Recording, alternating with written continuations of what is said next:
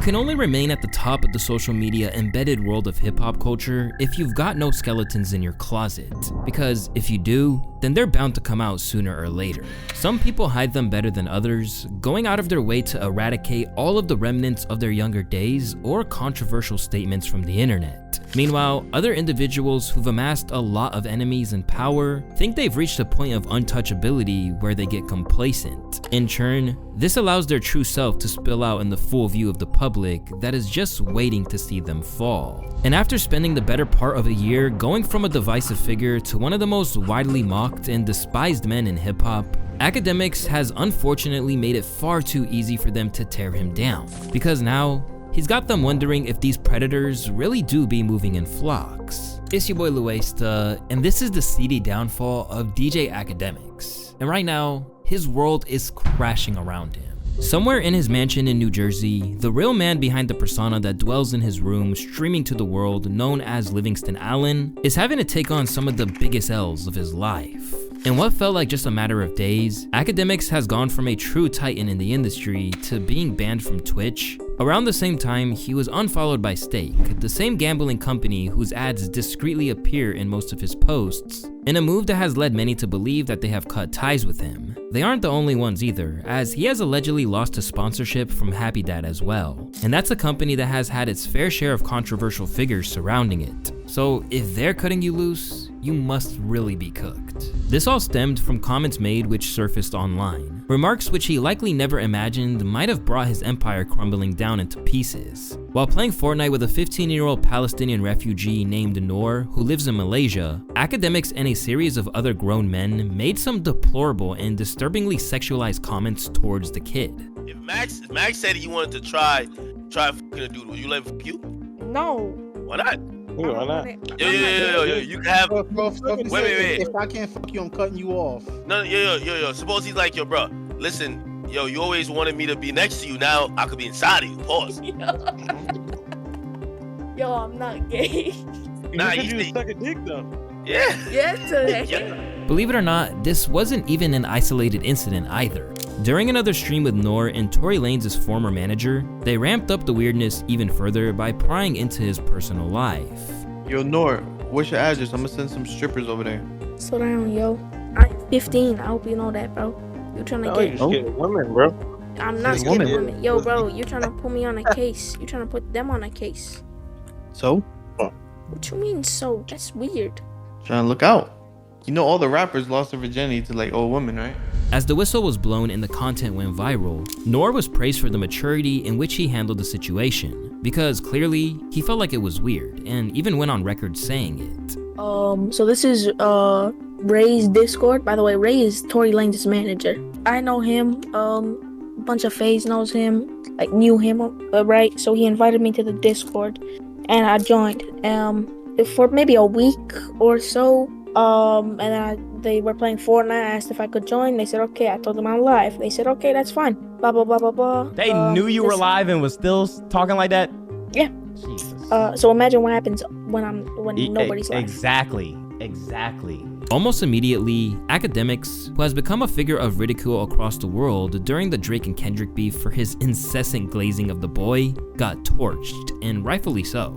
From the outset, a lot of people insisted that they weren't even shocked that he'd behave as shadily as this. Color me surprised. It's always the ones you most suspect, really taken after his idol. No wonder bro was protecting Drake with every fiber of his soul. But soon, memes and little jibes would be the least of his problems. Rather than hold his hands up and admit that he had been caught in a deeply inappropriate chat with a kid on several occasions, Akademiks lashed out at the streaming community. Like, I swear to God, and I never swear to God, I never need to be on Kai, Max, Aiden, nobody's stream. I don't need none of nobody who stream. I got my own thing going on. The fuck? So when I see this shit pisses me off. I'm like, bro, I'm over here fucking with these niggas, supporting them. Yo, fuck that. No more Max clips on my page. I'm supporting these niggas, and these niggas is kicking my back in. I get nothing from it. I don't benefit if Max go up. I don't benefit if Aiden. Bro, I support them because I like these guys. I support them because I'm in the streaming community. I want him to go up. Insisting that he himself couldn't lose, his secondary X page then tried to bring Plaqueboy Max down instead due to his connection to Noor. But he frankly should have known better than this. Because in culture, there are always shifts in momentum occurring, and as Max has risen up, Akademiks has gradually come down in esteem. So while addressing the situation, the 5-star and FaZe affiliate let it be known that he didn't need Ak. They come back today because this nigga burner page, whatever it is, someone running the second page, is taking clips from 3-4 years ago, posting them with captions that aren't true, trying to defame me and try to drag me down with Ak. Do Ak most likely have control over this page? Yes. These are his mods, whoever's running it. Now look, Ak, I saw a clip of you saying fuck my community. I saw a clip of you saying fuck me. You don't need to post me. Don't post me. I got here with my niggas without any of your posts. But at the end of the day, if you are coming on stream and you are saying weird shit to a nigga, to a kid I basically view as my little brother, I've known him for like 2 years now. He's gone through a lot. I really care about this kid. I've helped him financially, emotionally, all that. You feel me? Then, following a whole Max debacle, Noor himself labeled Ak a groomer in a post on X that read, "You are a PDF." He realized he's in the wrong only because he got caught. I don't give a fuck. At this stage, Akademiks seemed to become mindful of the fact that he was backed into a corner, and with that, he begrudgingly took accountability for once. A very regretful moment happened where, it derived from a Discord that we're usually like super like buddy and probably like some shit that honestly in that Cord, everything I've ever said in that Cord got leaked. It would be crazy. Not defending it, but that's kind of the Cord it was. Definitely a regrettable moment, and we're gonna use that as a teachable moment because I don't think I've came this far, built this platform to be that irresponsible, right? And of course I could throw out any type of excuses. Oh, well, fuck all that. At the end of the day, first of all, I'm probably older than all y'all anyway. Like, nah, I'm good. Like, I don't need the other shit. So I'll just take the responsibility. I should do better and will do better. And I think that's the best way to do it. But unfortunately for him, the notion that it was a teachable moment wasn't flying. And to many, the damage was already done.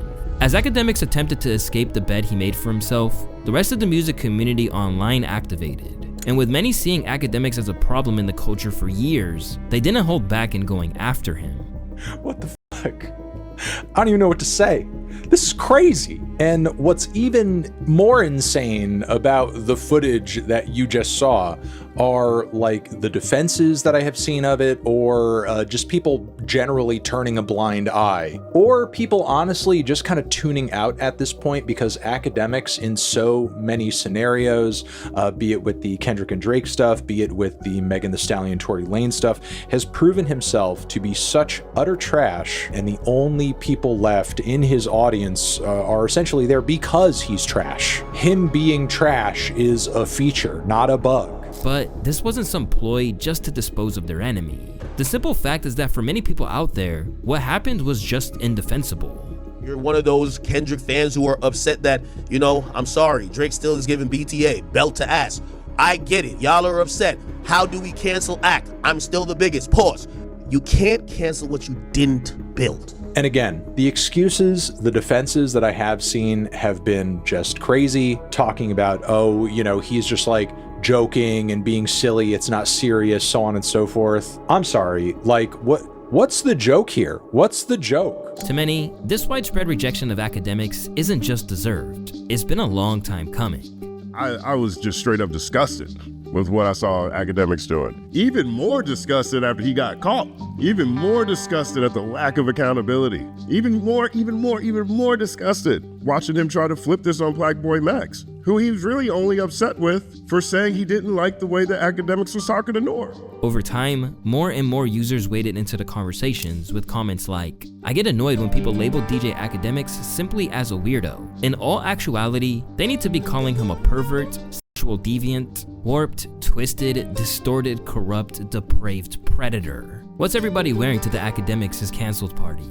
But just like his idol Drizzy Drake, Akademiks just couldn't take the loss and lay low for a bit to recover. Instead, he has continued to dig a hole for himself, and with each further public statement, things have gone from bad to worse. While nothing good has come from any stream appearance he's made in the past few days, the most widely clowned of his attempted defense mechanisms has been when he suggested that no one was truly outraged by this. Instead, he believes that it was simply a narrative pushed by K-Dot fans. It's that type of relationship. I'm sorry, it's a man. What? I know people trying to make it weird, and this is why I know it ain't even Max's community. It's really like these Kendrick fans and shit like that. But people weren't accepting this in the slightest, or his attempted apology. Yeah, don't worry about nobody else. It's you. And the fact that the little boy was telling you like what it was and like, yo, no, I'm not doing that. This is called grooming. I'm only 15. I don't smash. I don't do none of that. And you and your mans kept on going on and on. Like, what are you talking about? Or the last time he's gonna do something like that. Like, that's. Well, let's hope it's the last time. I mean, we can hope he did learn. Another major issue Ak faced with this recent misconduct was that it wasn't exactly his first offense. As for a long time now, there have been rumors swirling around not only about his involvement in some cases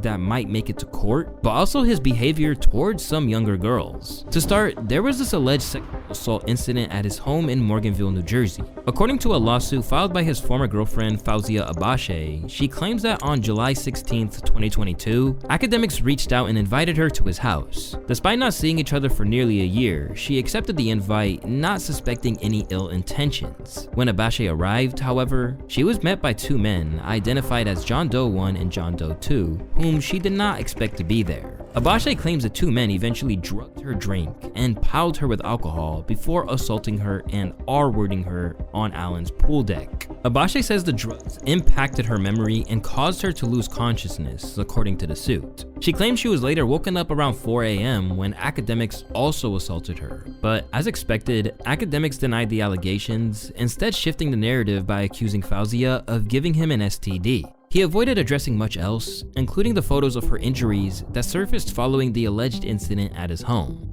Weird, incorrect stuff about me, whether it's, I think she put out like a thing with a bottle, right? Like a pill bottle, which that bottle definitely is real. I'm gonna tell you how that one time, this is how like sick she really had me, like fucked up with shit. Man, I went and got medication thinking I might have chlamydia, nigga, when she was just trolling me trying to find out who I fucked. So I got an anonymous thing like, yo, you got some shit. And I'm like, what? Because this person said, oh yeah, I'm the chick you smashed in Miami. Yo, I just got tested. I had like chlamydia. I'm like, oh shit. So nigga, I go to the doctor thing and I'm like, yo, just give me the medication. Come to find out when I'm not admitting who I smashed because she's trying to terrorize these girls. The suit also alleges Akademiks defamed Abache by accusing her of voluntarily having an orgy with his friends at his home while maintaining that he never participated at all. Then she broached it head on and insisted that he wouldn't get away with this. I look crazy right now, but I'm not gonna stand here and let this man continue to lie about me. That's not what happened, Akademiks. You know that that's not what happened. And for you to pretend that you didn't do anything, that I just went to your house and I'm just some thought, like we didn't know each other for 2 years. You tried to save yourself after your friends assaulted me. Whether or not you got drunk or not, I know that when you woke up, you were on top of me too. You raped me too, and a rape kit was done. You know what? I'm gonna come back with my own story. This what you wanted, you're about to get it. I've been quiet for way too long. For a lot of people, this time frame was a real turning point when it came to Akademiks, including some of his supporters. Taking to TikTok after the latest incident with Noor, Sita Jones reflected at his time in his Discord and what he saw occurring in there, as well as shedding light on the assault. DJ Akademiks was giving his paid subscribers access to a secret channel in the Discord that had stolen OF content. Now, this sexual assault that happened on July 16th of 2022 was initially committed by Khalif Hall, better known as Leaf, and a man who is believed to be Leaf's brother. The victim is alleging that she was drugged and assaulted on the concrete by the pool in Akademiks' home. And then after the victim was cut up and bruised from being assaulted at the pool, she woke up at 4 a.m. to DJ Akademiks assaulting her as well. From there, he went on to discuss that this reckoning is what needs to happen, as well as pointing out an incident where Ak seemed to be making an admission of guilt. It's time that DJ Akademiks and his close-knit community of followers are brought down. Him and his friends have been able to leverage his fame and use his Discord to groom young girls for way too long. Let me tell you this about everybody in the industry. I'm gonna tell y'all all this right now. If Ak ever goes down, y'all all go down with me, because I hold no secrets from nobody. Of course, that's not all. There is also the small matter of when he was captured on camera assaulting a woman in broad daylight during a trip to a shopping center in Miami. all the while screaming, "I'm the prize."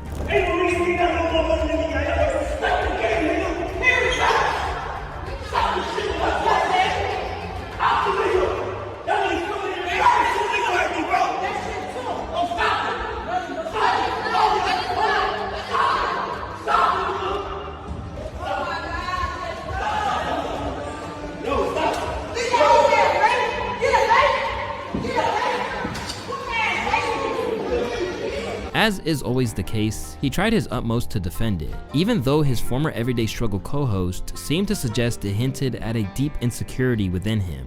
This is when I realize there's a lot of low self-esteem niggas out here, or niggas who think they're overachieving. I guess in whatever relationship, if you don't think you got some shit going on, or you're the person that the other person you're with, you know what I mean, should be protecting that relationship because you're someone else that's special, that's on you. But I have a question. What? If you're the prize, why you gotta tell her?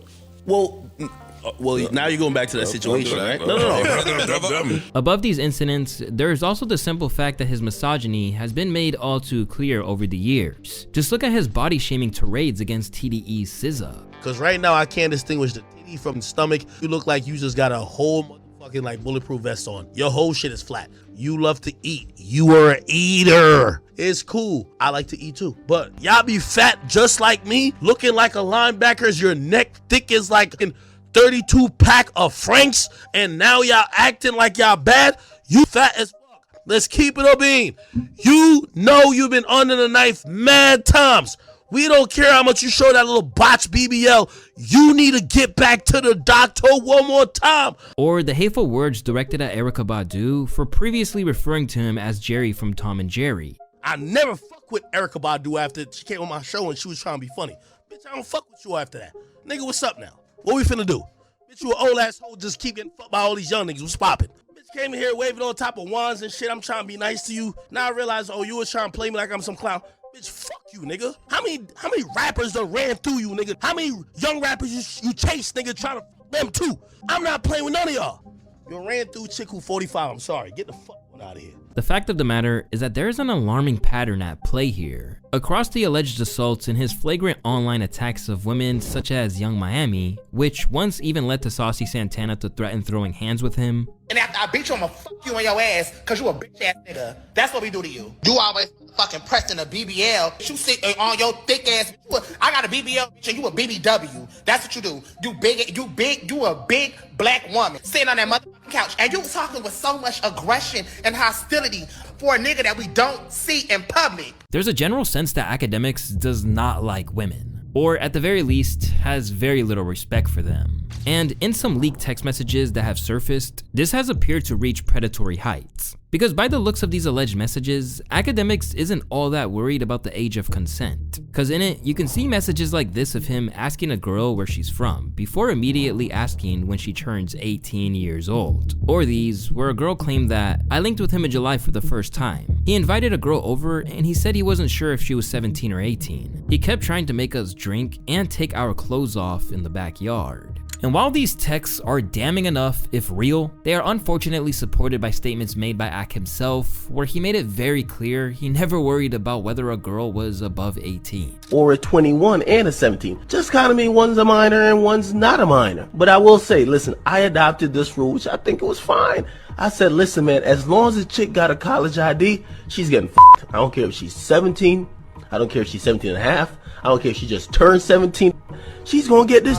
Now, he has progressed to even causing online uproar against younger women, as he did in his pursuit of bringing down Max. Kalmu, the girl Akademiks is repeatedly calling an OF model in an attempt to defame Max, is getting harassed when she is 16 right now and 14 in the clips. As Ak's world around him seems to be falling down, it's unsurprising that enemies such as Freddie Gibbs and Meek Mill are relishing in the moment, with Gibbs calling Akademiks a bitch on X, and Meek stating, "If you're a parent, go get your kid's phone and block this man. He's grooming children with a very large platform that kids like." Also attempts to ruin black families and black success daily. Villain in the village. And as the narrative has spiraled out of his control, Akademiks is learning that he doesn't have an equivalent of what he does for Drake, who will try and shoot him bail no matter what happens. Because for most people, this situation has confirmed what they had already seen in terms of his behavior. As I feel like the way he operates in the music industry these days is just him doing anything that he can to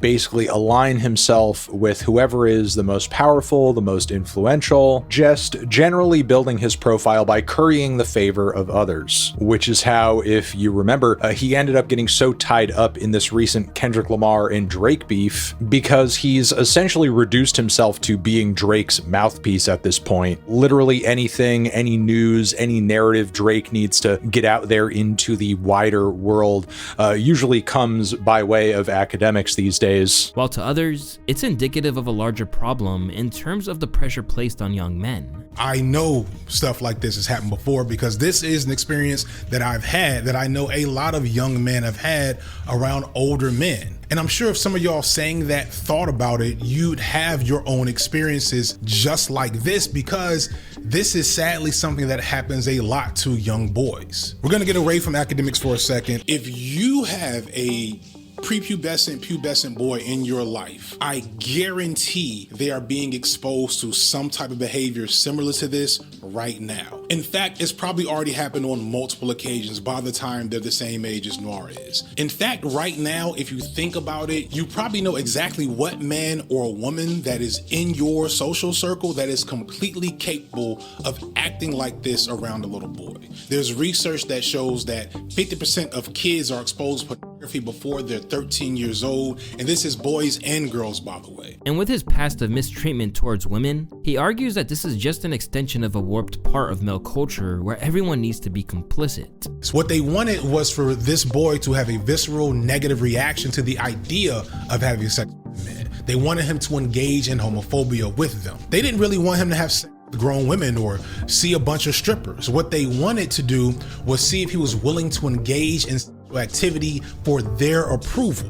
Understand, a certain type of dude doesn't really even like women that much. They just want women to gain the approval of men around them. Certain type of dudes like Akademiks and the people he admires and hangs out with. And remember, these are elders to Noir. These are his peers whom he needs support of to further his career as a streamer. A connection to Akademiks, as toxic as that is, and these other men would mean the world to this boy. And they know this. But them homeboys need subpoenas, them predators move in flocks. People like Akademiks can't allow just any guy around them that doesn't have the same standards of behavior that he does.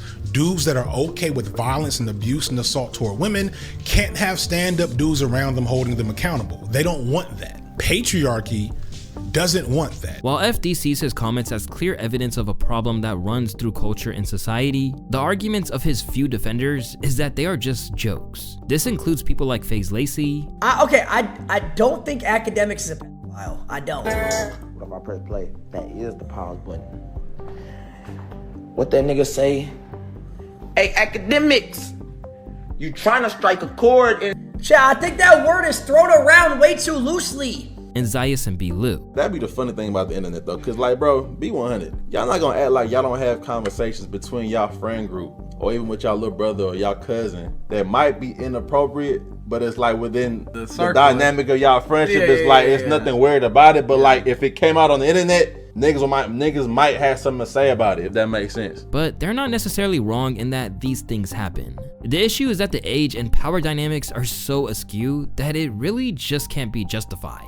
And as Ak is quickly learning, that's not something you can just undo. Since his initial outbursts over the situation, Ak has been trying to act like nothing out of the ordinary is happening. On top of his pages being as active as ever, he's insisted he's embraced his villain arc. And he ever mentions my name or ever talks to me again, and he supposedly had a problem, he's straight.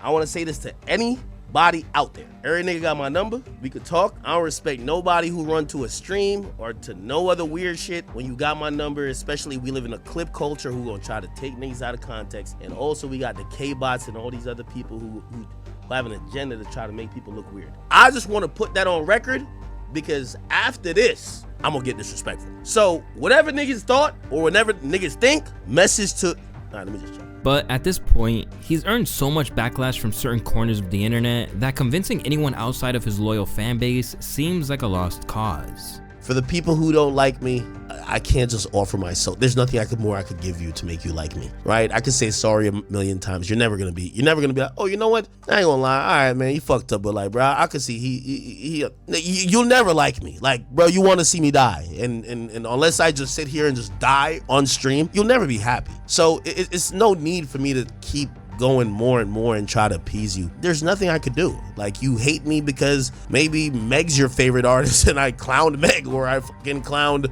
I don't know who the hell, Carisha, or I fucking clowned Lil Baby, or I don't know who you, like, whatever reason you might hate me, I can't do nothing to make you like me. Despite how grim it looks, certain commentators feel that we can't escape him.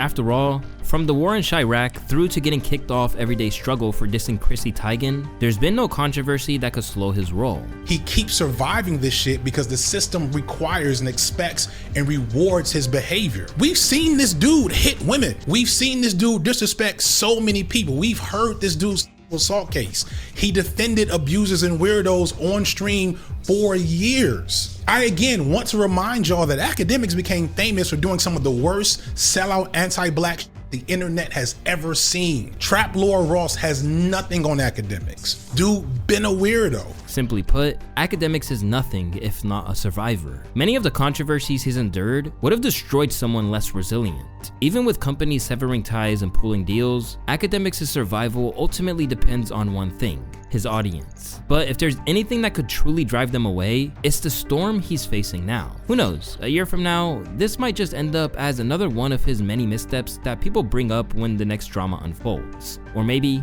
just maybe, this could be the one that finally takes him down for good. It's your boy Louaista, and I want to thank y'all for watching today's video. As always, I'll catch you guys on the next one. Peace.